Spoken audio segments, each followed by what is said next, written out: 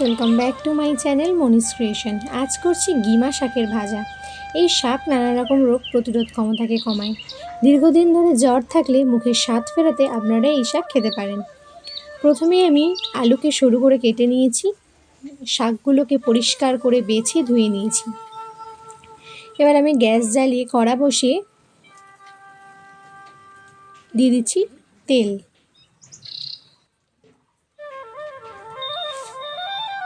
যদি রেসিপিটা ভালো লাগে তাহলে লাইক, কমেন্ট, শেয়ার ও চ্যানেলটা সাবস্ক্রাইব করে দেবেন।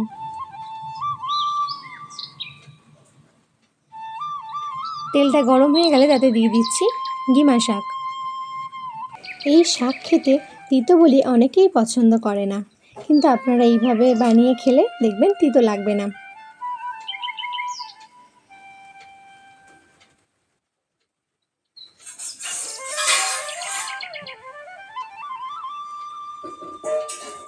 এবার দিয়ে দিচ্ছি পরিমাণ অনুযায়ী নুন,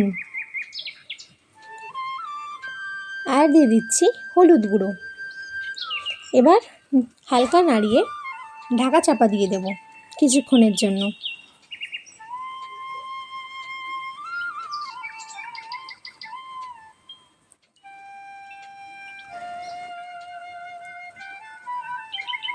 কিছুক্ষণ পর ঢাকা খুলে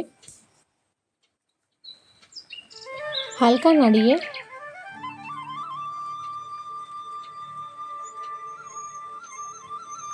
কড়ার সাইডে তুলে রেখে দিচ্ছি। আবারও তেল দিয়ে তাতে দিয়ে দিচ্ছি 2টো শুকনো লঙ্কা, আর দিয়ে দিচ্ছি কালো জিরে।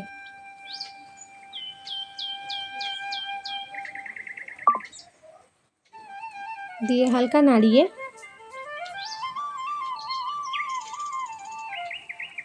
এবার দিয়ে দিচ্ছি টুকরো করে রাখা আলু।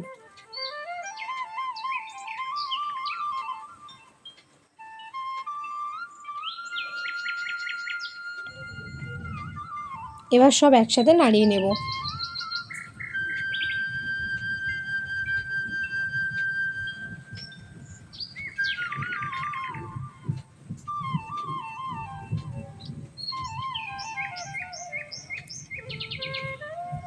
এবার দিয়ে দিচ্ছি অল্প পরিমাণ নুন, কারণ আগে আমি গিমা শাক ভাজার সময় নুন দিয়েছিলাম।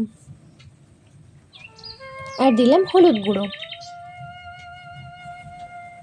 আবারও নাড়িয়ে ঢাকা চাপিয়ে দিলাম আলুকে সিদ্ধ হওয়ার জন্য।